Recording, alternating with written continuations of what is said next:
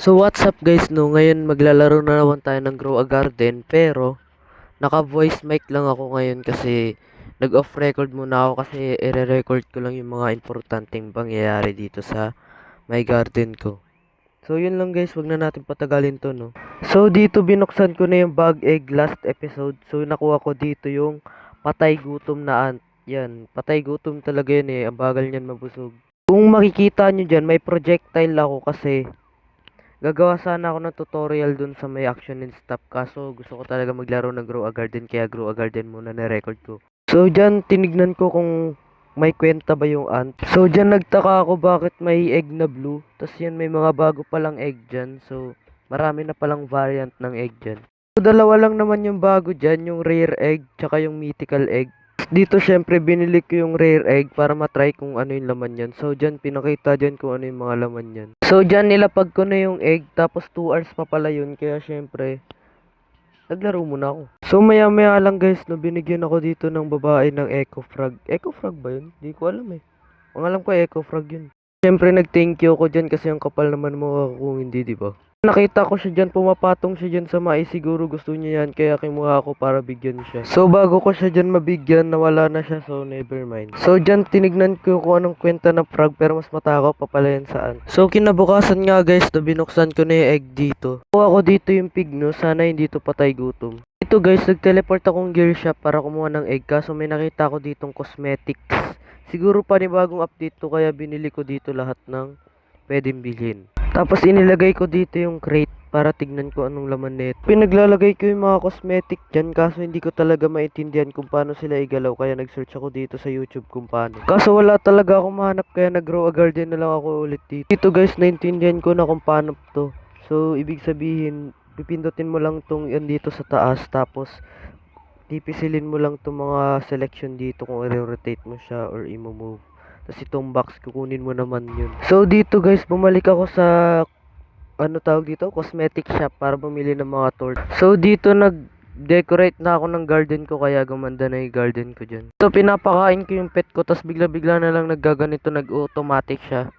So Jandel, if you're watching this, please update this. I don't want automation, I don't know.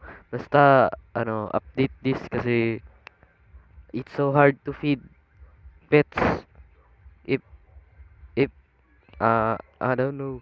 Basta I don't want automatic, I want manual. So dito guys, bumalik ako sa dati kong technique, itong ipakyawin yung mga stock dito ni seller ng mga seeds. Yan, papakyawin ko lahat ng ano niya diyan, seeds niya diyan.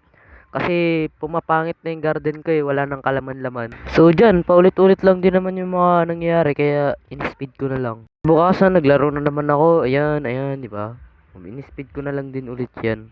So, mali yata, ito yata yung next day yan. Meron na akong melon dyan, meron na akong pumpkin, kaya yan, pinagkukuha ko na yan. Tapos dyan, chinek ko na rin yung mga presyo niyan nila dyan, kaya yan. Tapos dyan, paulit-ulit din naman din yung mga nangyayari dyan, kaya yan, in-speed up ko na lang para mabilis. Diyan pwede nang i-open yung sign crate, kaya in-open ko na rin yan.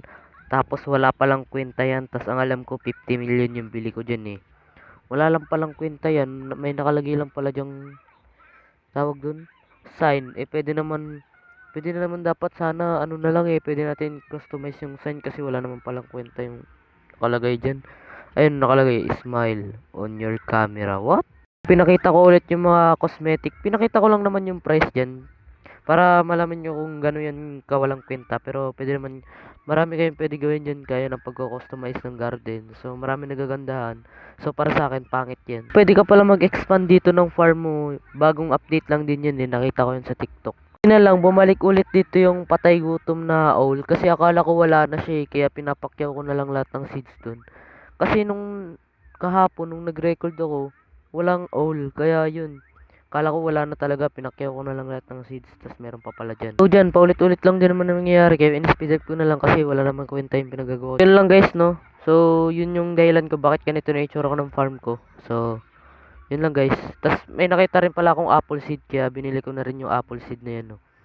Ayan, kung nakikita nyo naman, may tutubo dyan na puno. So, next video na nyo na lang yan babalikan. So, nagtatagal lang naman tong video ko na to kasi sobrang daldal ko. So, yun lang guys, no? maubos na pala yung video. Mag-subscribe na kayo dyan guys, tsaka mag-like na rin kayo para pre-updated kayo dito sa garden ko na wala namang kwenta. Hay